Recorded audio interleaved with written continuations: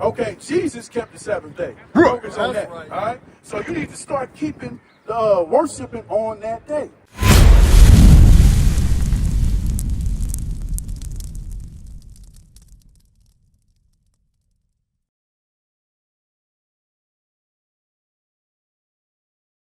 All right. So let me ask you this: was it Christ's custom to keep the seventh day?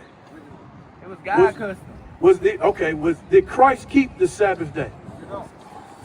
He said, that's a good one. That's a good one because he said if somebody's sheep I don't know what word, but he said if somebody's sheep falls in on the seventh day, would you save it? Me personally, yeah, because I need to eat. So okay. I'm gonna do what I gotta do. Okay. And that's when he replied and said the Sabbath is only for the Lord. So if you keep that day, it should be blessed. Okay, let me show you. Not everyone all obligated right, to let me show you this, because our yays got to be yays and our nays nay. Right. Was it Christ's custom to keep the seventh day? Yes, it was, okay? Right. So, if it was his custom and it was a Jew's custom, they wouldn't have different days of the week that they chose to keep it. They would all come on the same day. That's what my officer was trying to tell you. You can't pick and choose, oh, well, I start my work week this day, and it's going to be on Wednesday. I start this work week that day, it's going to be on... No, we all kept it on the same day. Now, let me show you this. Let me show you the custom. Read that. It's the book of Luke, chapter 4, verse 16. Okay. And he came to Nazareth, where he had been brought up.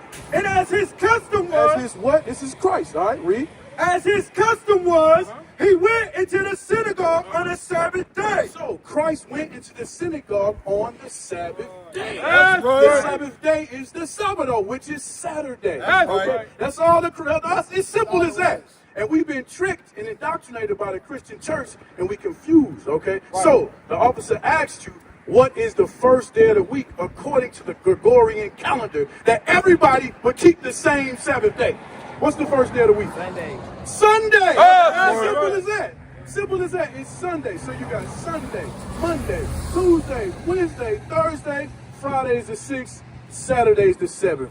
That's the day that we keep the Sabbath day. That's right. Okay, not the first day of the week. And you got to ask yourself, why the heck would the Christian church keep it on the first day when the Bible tells you to keep it on the last day? Bring it out. Because they're indoctrinating you into idolatry. Right. All right, it's commanded for us to keep it on the last day. All right, let me show you the custom.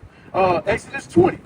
And just stand right here. You interested? It's good that you're here because we've been lied to for too long. That's right. Way too long. Everything that we've been taught was been taught to us by our oppressors. That's right. By the white man. Somebody get that man-made religion sign as well. Somebody grab that. But listen to this, Montreal. You're going to learn something today. All right, read that. Bring it out. Exodus chapter 20 and verse 4. Remember the Sabbath day to keep it holy. Okay, so it's going to go into the Sabbath day. All right, read. 6 days shall I labor and do all thy work. We already went through that. Monday, Tuesday, Wednesday, Thursday, Friday. 6 days you do your labor. Do all your work. You said that's what you do all your labor. You want to go to your job, mow the line, do all your work on those 6 days, okay? All right, read. But the seventh day is the Sabbath of the Lord thy God. Okay. In it thou shalt not do any work. So on that seventh day, you do no work at all, okay? That is the custom of that day. But it's not just that. It's not just no work. Do you cook on that day? Get that. Do you cook on that day? On your rest I day? don't cook, period. Do your wife? That's your wife, right? Fiance. Okay. Does she cook on that day? Yeah, she do. I know she do. I know she does. Do y'all go to the store? Do y'all buy and sell on that day? Yeah, she does. Okay. When we not supposed to. When you ain't supposed to. That's why we out here showing you that's Christianity. It's confused us. We try to mix and match it and make it fit our life when it's really not beneficial for us. Okay, we gonna give you the truth. This is another stipulation of that day. All right, read that. Exodus chapter 35 and verse 3. Ye shall kindle no fire throughout your habitations upon the Sabbath day. Okay. So you ain't supposed to kindle the fire. Kindling the fire going into what? Cooking. All right, you ain't supposed. Whatever you want to eat that day, you prepare it the day before. Okay. Now let me get Nehemiah chapter 10, verse 31.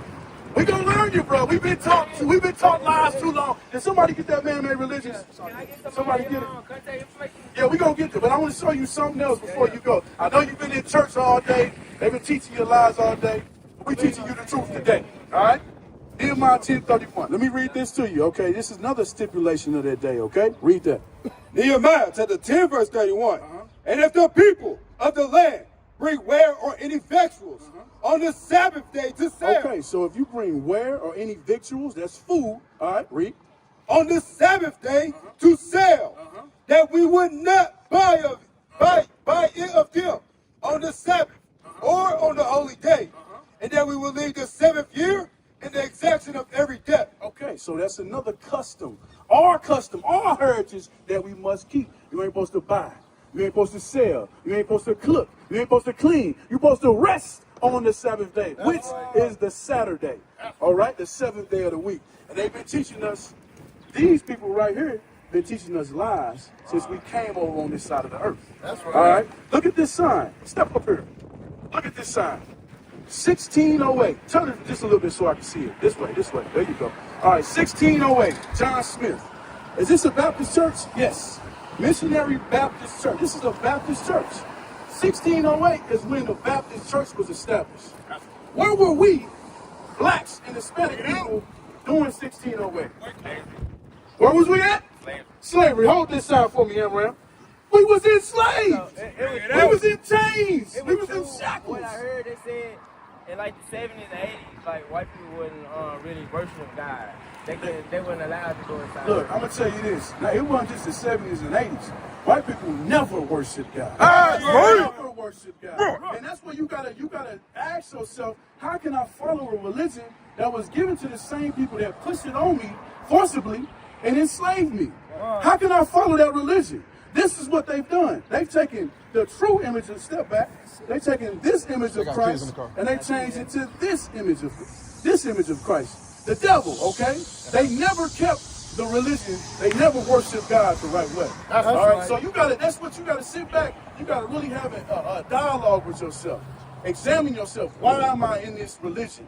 Everything that they've taught us has been a lie. That's right. That's where you get the cross, which is idolatry. That's where you get, I come to church on Sunday, the first day of the week, when it says to keep it on the last day of the week. Right. When you look into the history of Sunday, it's Sunday worship, sun worship. You worship in Tammuz. You didn't even know that, did you?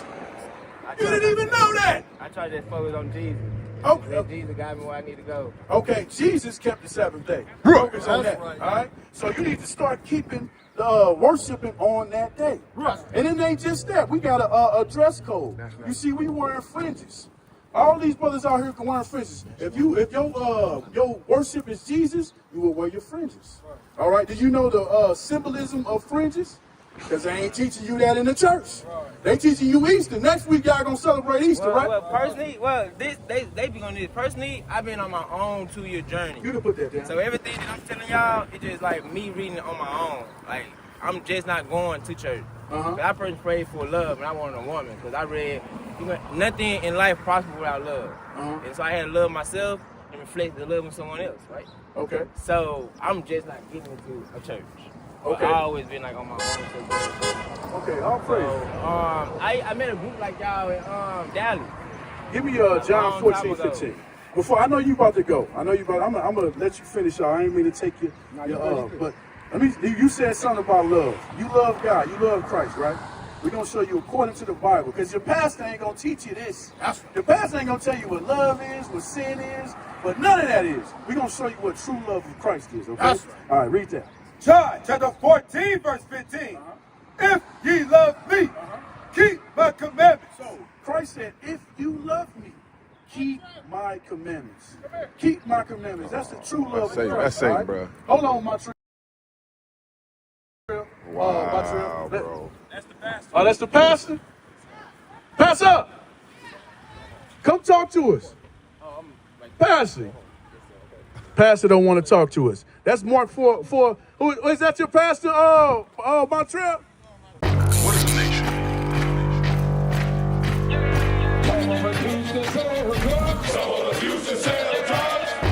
Nation is men leading by example.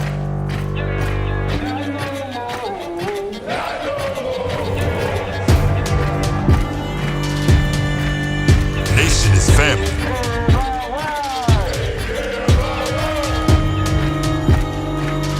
Nation is community.